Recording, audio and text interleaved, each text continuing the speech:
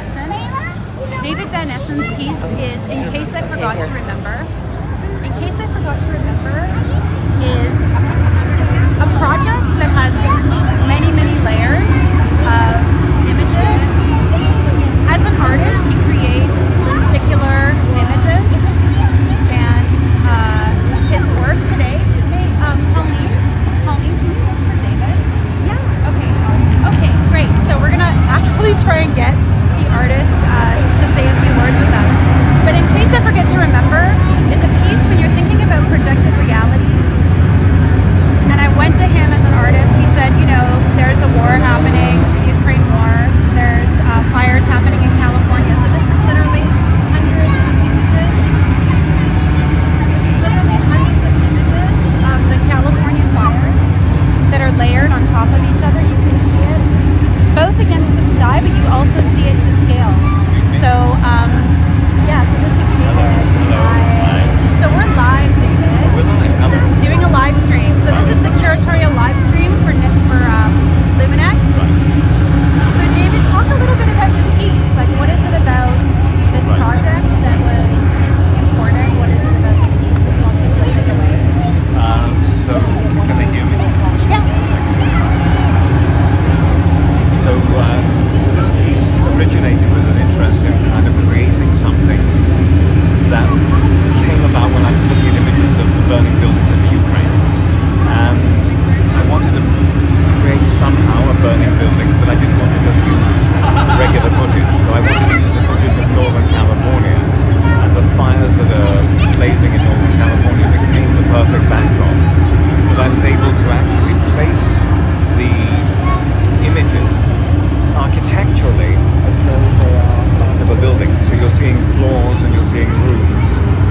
And the idea was to create something that was both an image of the exterior, which is the trees and the fires and the mountains burning, but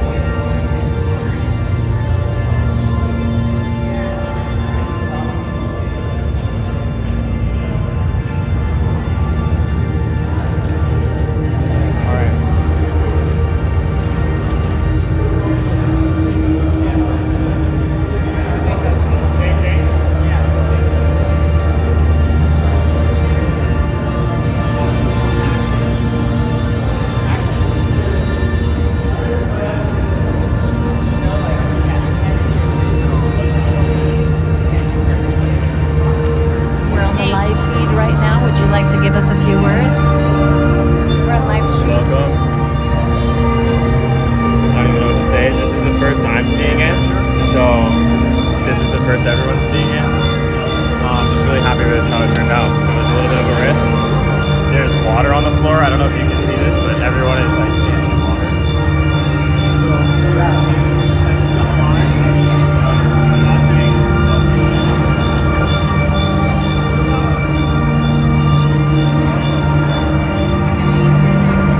You have to come and see it for yourself in person. Is this Now Art's live stream? Now Art's live stream.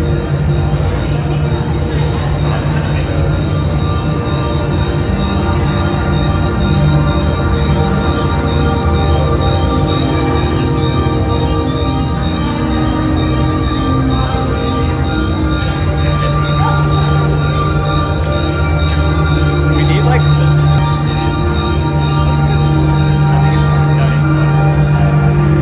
I'll tell my producers.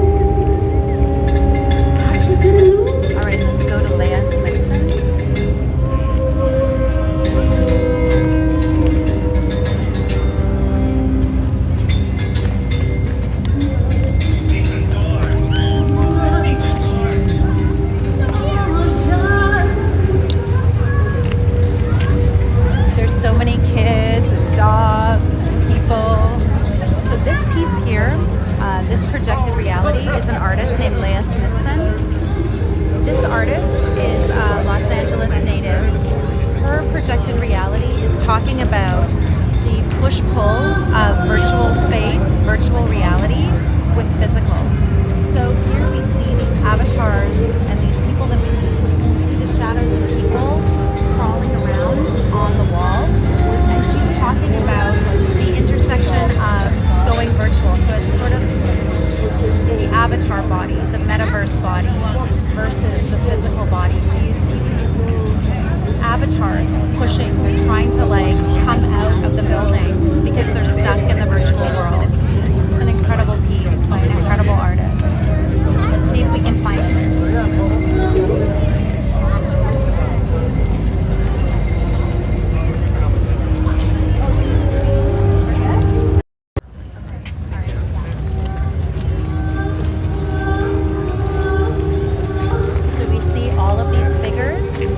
A video mapped piece.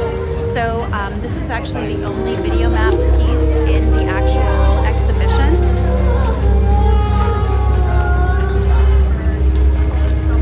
I'm looking for Leia and I don't see her right now, but that's okay. We'll come back to her later.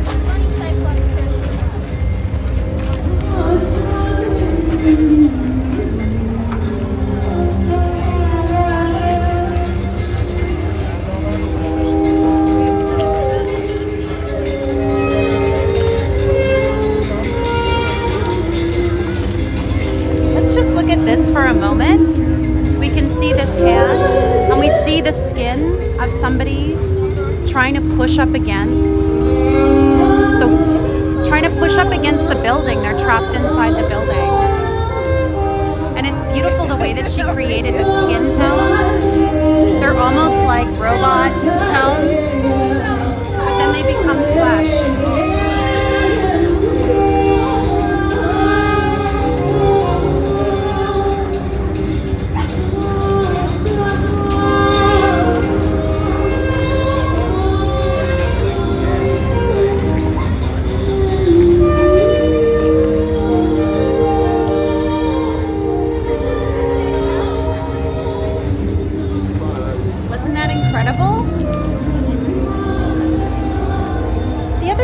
Loved in terms of the curation of this project is the positioning of the artist's work. So we saw the positioning of David Van Eysen. He created an entire building on fire, showing hundreds and hundreds of Getty images overlapped together of the California wildfires in homage of the Ukraine war. And then inside we saw Nate Mohler's piece with ice, talking about refractions, our fragility as a human species, the future, and then with the drone footage, the drones that were around, the future of technology. Those two in harmony, and then we see Carol Kim's work where she's talking about the human spirit, the physical human spirit, and she's reprojecting that human spirit in these performers' forms back onto the building.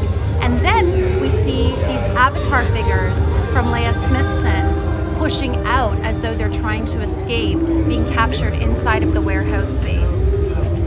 Incredible. So this is a real journey, a curatorial journey, an artistic journey of the entire concept of projected realities. What we're about to enter into is Ryan P. Griffin. He's a native Angelino, and his piece is about symbology, geometry. And he's working with a live painter who's actually painting different shapes of that geometry. So there's this overlapping that's happening. His piece is an abstraction, but he's talking about projected realities in terms of the future and all of this intention that we're seeing in shapes surrounding us. So let's go take a look.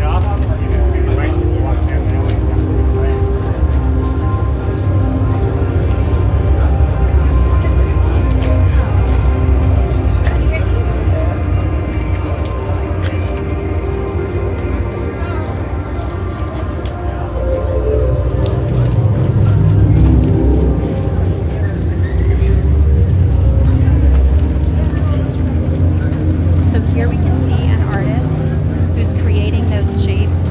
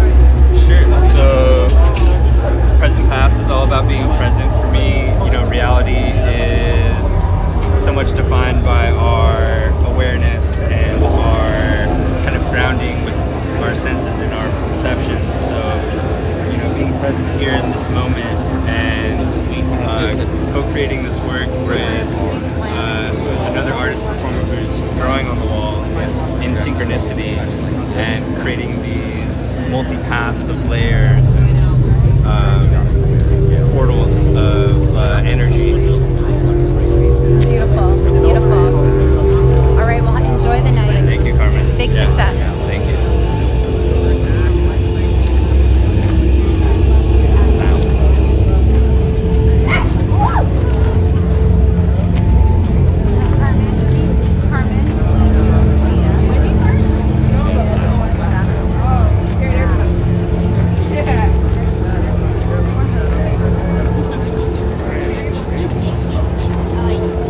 So this is Leia Smithson. She's the artist. I love public art. So she's the artist that we just saw. She was creating the avatars that were pushing through the building. So Leia, talk a little bit about your projected reality piece. So my projected reality piece is about how more and more our lives in our physical world are being influenced by our lives in our digital world. Like a lot of times, even though we see the news and we see things in person, we are influenced by things that we see on social media. So in my piece, instead of us looking at the avatar through the glasses in our screen, this time those avatars are looking back at us and trying to move more into our world. And it's called WAGME. And what WAGME stands for is we're all gonna make it. And I use that acronym is almost kind of like hope, specifically with the blockchain and crypto space. So on Twitter, a lot of people have invested in this technology, but it's very new. And so when things go wrong, one of the things they tweet out is WAGME, because the idea is that hopefully, eventually, this blockchain technology will affect our world for the better. I believe that too. Thank you. Thank you. Oh, thank you. This is lovely. Thank you. Okay, the artwork we're about to enter into is called Full Spectrum. Full Spectrum is by one of my dear artists, Akiko Yamashita. She's a Japanese-American artist, and what she wanted to do is create a piece that was responsive with nature. Last year, she also had a piece that was based on the theme of nature. This year, what's really incredible about her work is that the soundscape is an abstraction, but it's incorporating sounds of birds, sounds of hummingbirds specifically, that see in different types of spectrums. Ultraviolet, bees that see in different spectrums. And so what she wanted to do is harmonize the sound of these creatures with their projected realities and how they might be viewing the world through their eyes with her piece called Full Spectrum. So let's take a look. It's very crowded, so we'll just have to guide you through.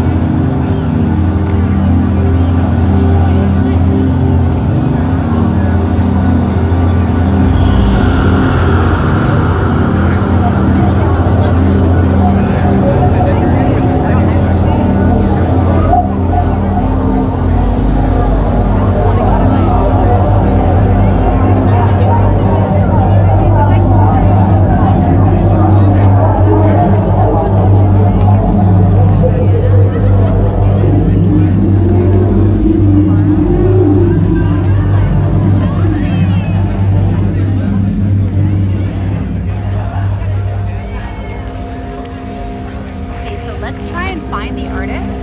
Let's go over to her station and see if we can find her.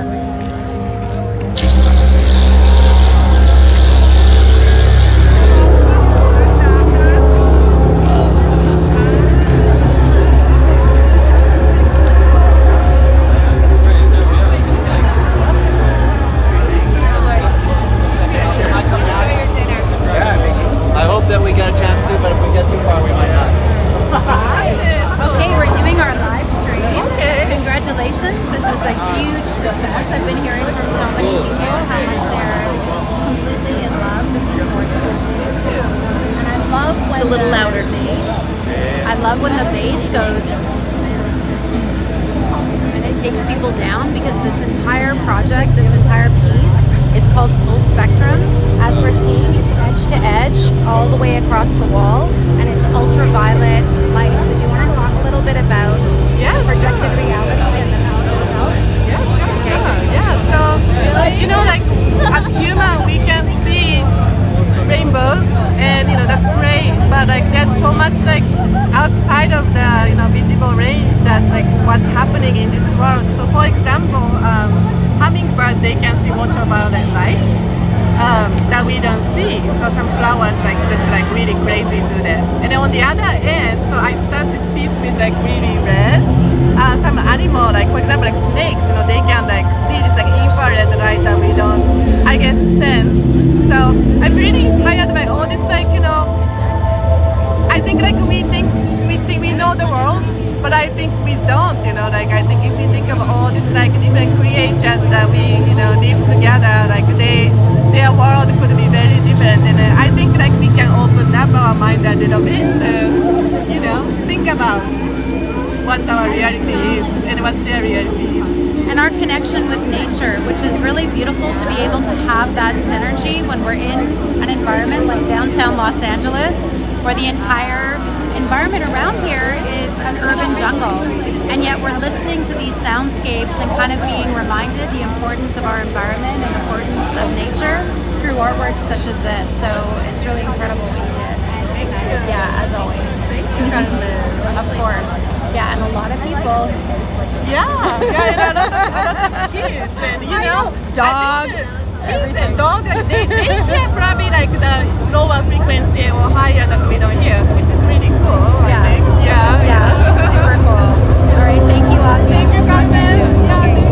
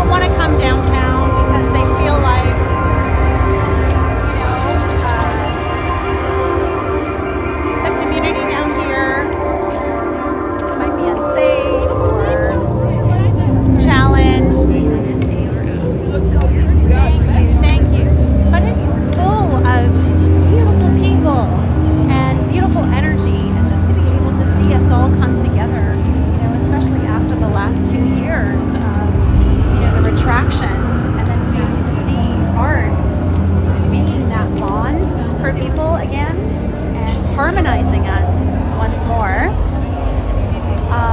is really, really, truly incredible. So the buzz,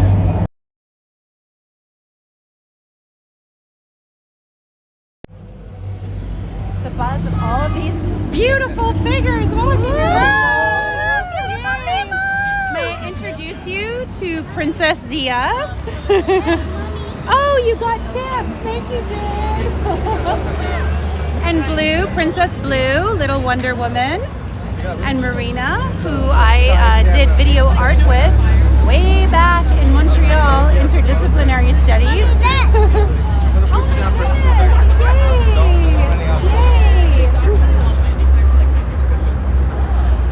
Okay, let's keep going.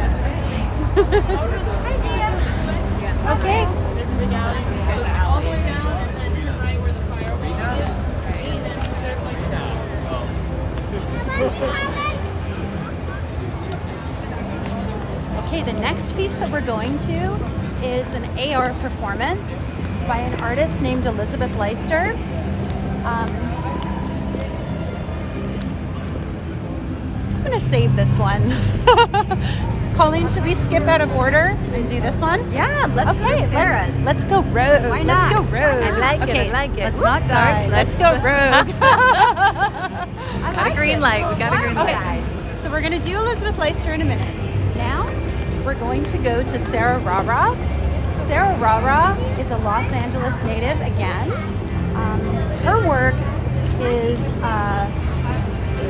called Screen Lovers. And Screen Lovers is about the artist's investigation about our addiction to the screen. So she's using a series of eyes that we're seeing the screen reflected in her eyeballs. She's talking because this artist is an incredible poet. So really this piece has a big connection with her voice. So what she's done is that she has morphed her voice with the machine to really talk about the connection between machine and human. And as we're like gazing always at screens, Screen Lovers is about the artist's exploration of her physical self. The screen slowly disintegrates. We can hear her words. So I'm going to be quiet because I want you guys to take a look at that.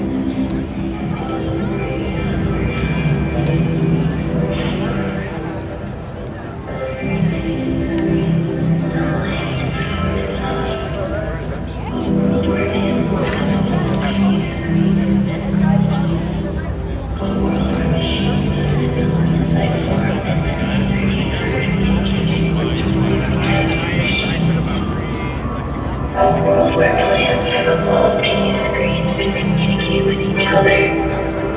A world where aliens use screens to communicate with humans. Or vice versa. A world without screens or water. A world where the only source of water is from screens. A world where you can only get water by completing certain tasks on the screen. A baby crying while looking at a phone screen. A person crying while looking at a computer screen. A person crying while looking at their phone screen in the dark. A person crying while looking at a blank computer screen. An outdoor movie screen made of sand.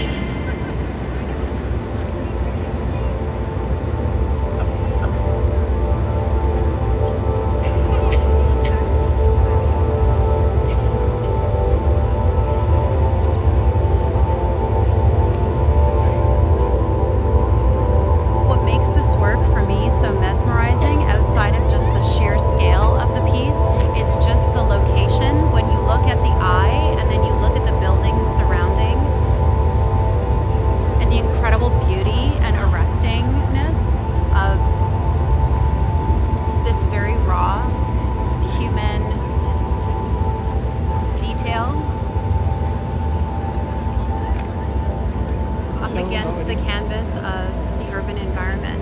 Like 9 spheres reflected in 3 planar mirrors, my eyes sparkle.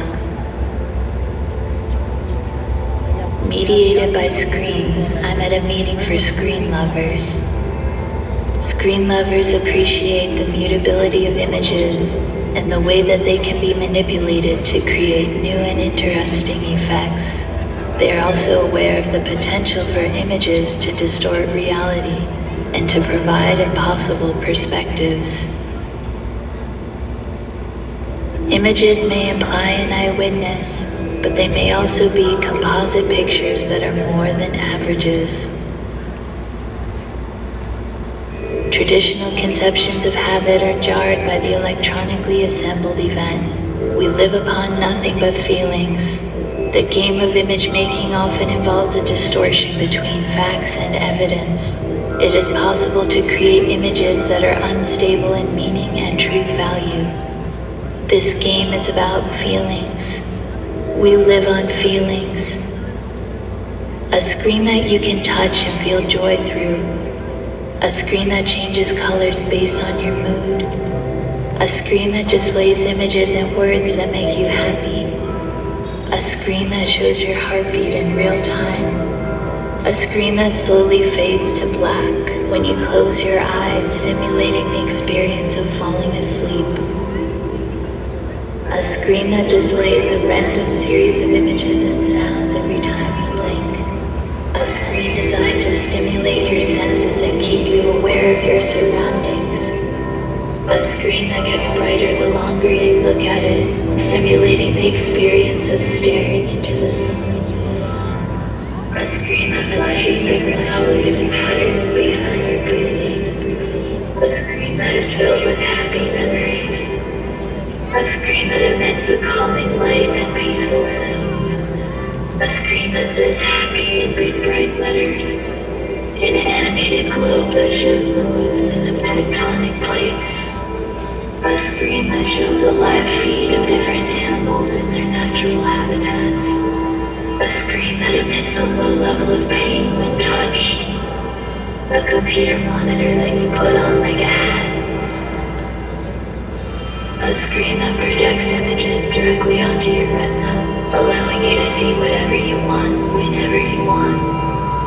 A screen that can be rolled up and carried around like a scroll. A screen that is as big as a wall or even the sky. A screen that shows movies in 3D without the need for glasses. A transparent screen that can be used as a window or door. A screen that responds to your Okay, let's emotions. go to Rafiq Anadol. A screen that can only communicate through Location. screens. Actually, you know what? Let's go A to person Elizabeth who can Leicester. only Let's do a little communicate dip. through screens. So I was saying A before, world where everyone has to communicate through this is screens. incredible. A world where dreams are only accessible through screens. People who can control their dreams by controlling what they see on screens. People who are addicted to dream screens. A virtual reality headset that allows you to see into other dimensions. A contact lens that projects onto your retina. A set of glasses that can record and play back what you see. An implantable device that lets you stream your dreams directly to the screen for others to watch. A smartphone app that turns any surface into a touchscreen interface. A pair of sunglasses that block out all visuals. Okay, so Elizabeth Leicester was mentioning this artist that has an AR enhancement. So what I'm going to do is I'm going to bring out my Haverley app on my phone. So Haverley is going to be powering this entire experience.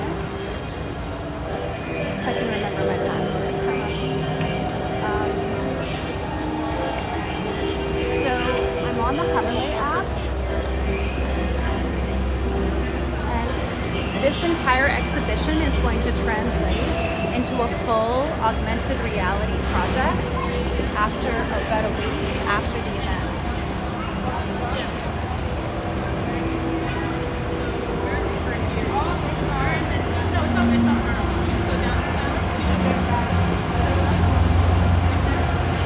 Love our volunteers.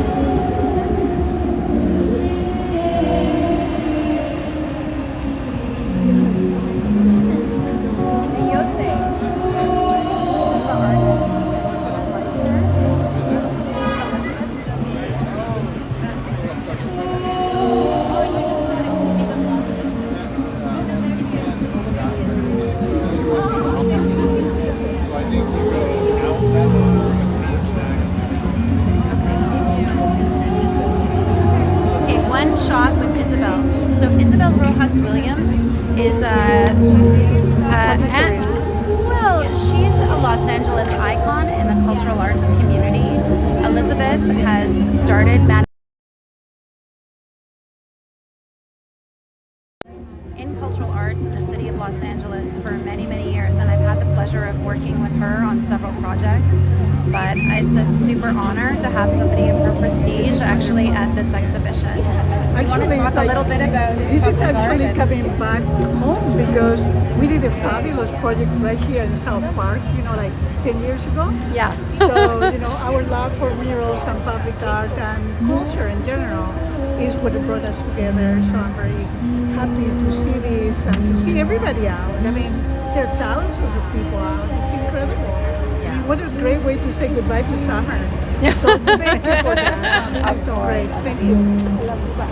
Yes, good to see you. Thank you so much for coming up. Okay, so now we're going to see the artist Rafiq Anadol. He's at Site 10, and he's an incredible artist who is internationally acclaimed. A lot of these artists are prestigious, internationally acclaimed. His work is called Machine Hallucinations. We wish you were here with us, Rafiq. Thank you so much for this incredible exhibition that you're gifting the city of Los Angeles in your absence. We respect and honor this incredible, inspiring moment that you're giving to so many people. What Machine Hallucinations is about is it's a work that's inspired in taking images from nature and through data algorithms and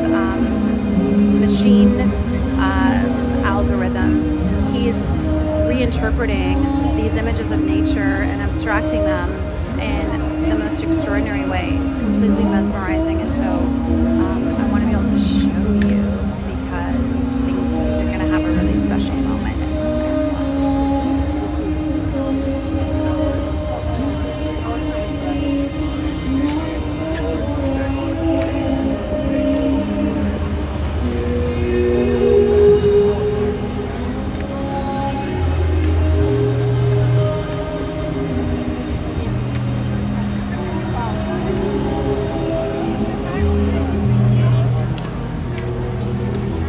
So remember, these are images that are native, images of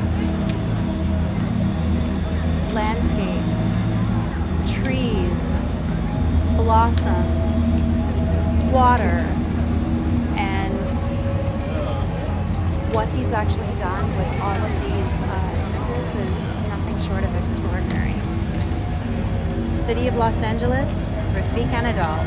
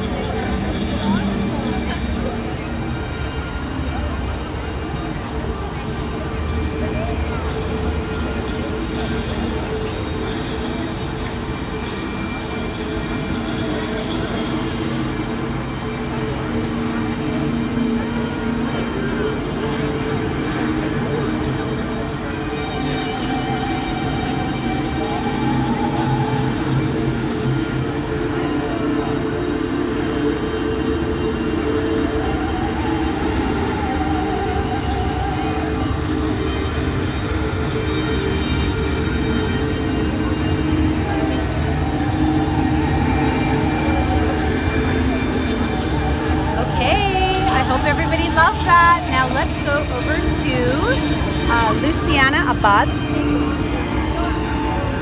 Her piece is, her projected reality is about the strength of water. So what we're about to see is a tsunami.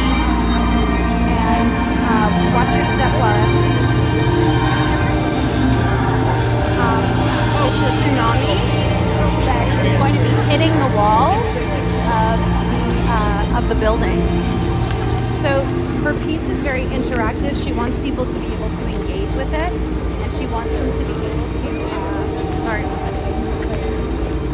experience the power of water in a downtown environment.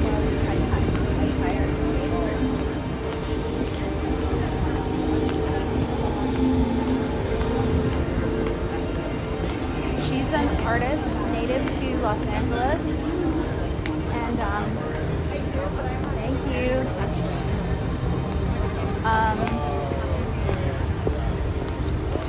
Native to Los Angeles and originally from Argentina. So when we speak to her, her excitement of creating these public art experiences is really palpable. And you know, in a city like Los Angeles, especially in the downtown area, in this area of South Park in particular, we've got the opportunity with these large building facades to be able to create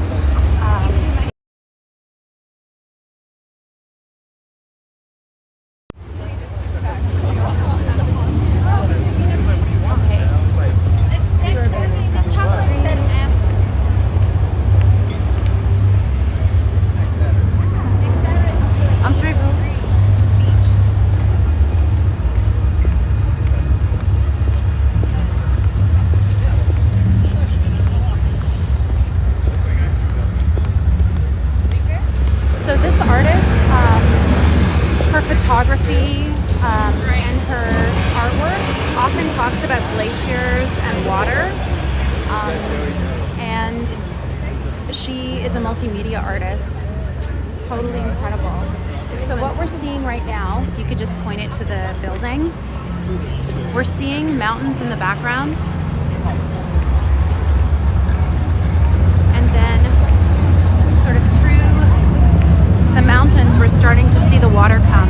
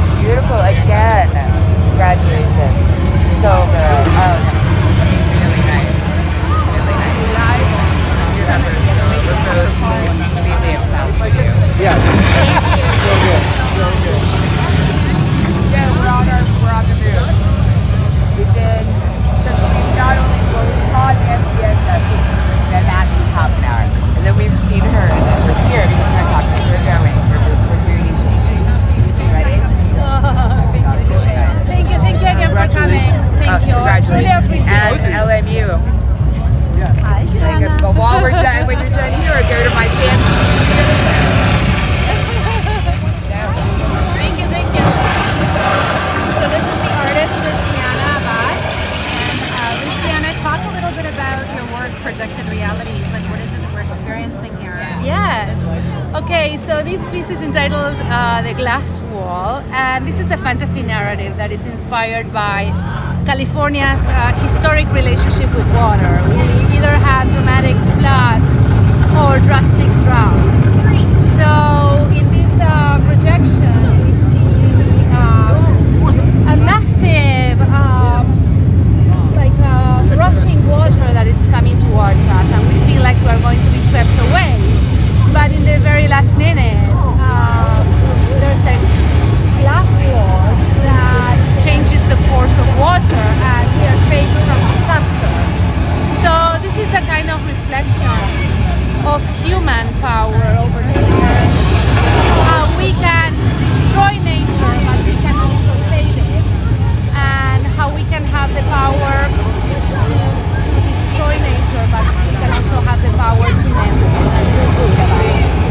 So this is what the piece is about. It's an incredible work. Thank you, Brings thank me you. to tears. Thank you, thank you, thank you, thank you. Thank you again for this unbelievable opportunity. Of course. Thank you, thank you. Yeah, we're on a journey together. Okay, so now we're going over to Nancy Baker Cottle. Her work is a Slipstream series. What we're about to see is something nothing short of extraordinary. Her pieces, yeah, watch out for the, yeah.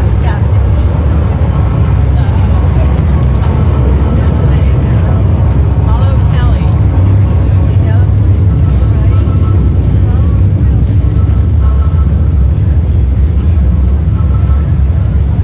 No, you know what, Colleen? People will trip on this too. Let's put another one back. That was just all the way across. That was just the point. That's okay.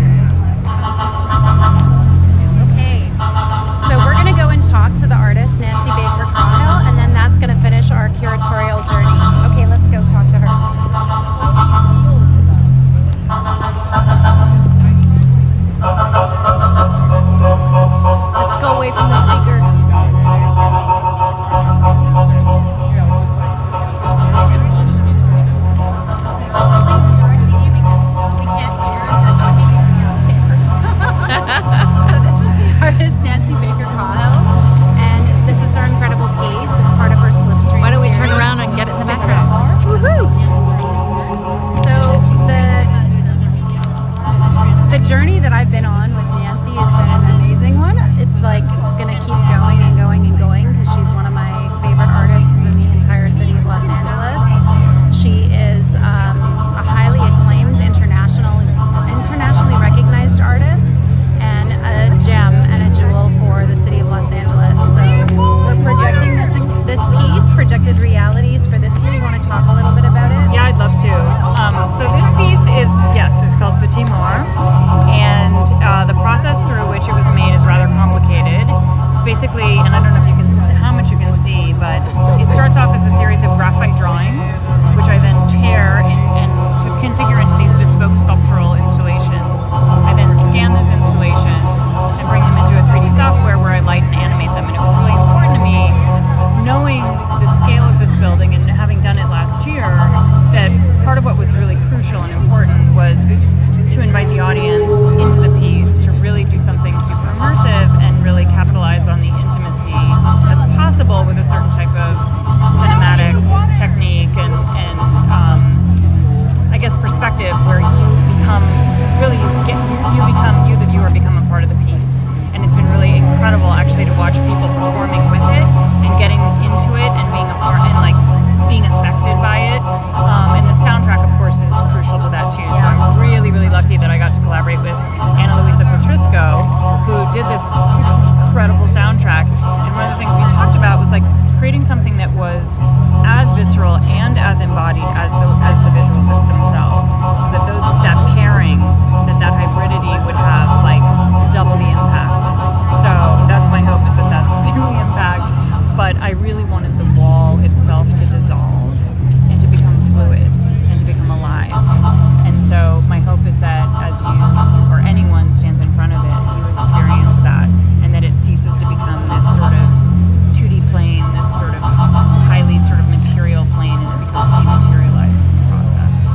It has a lot of feminine overtones. Yeah, you want to talk a been little bit? We've gotten some feedback like that. I don't know what I'm allowed to say on. You're allowed to say everything. Yeah, so someone who was just here called it. Sorry. Described it as peak vag.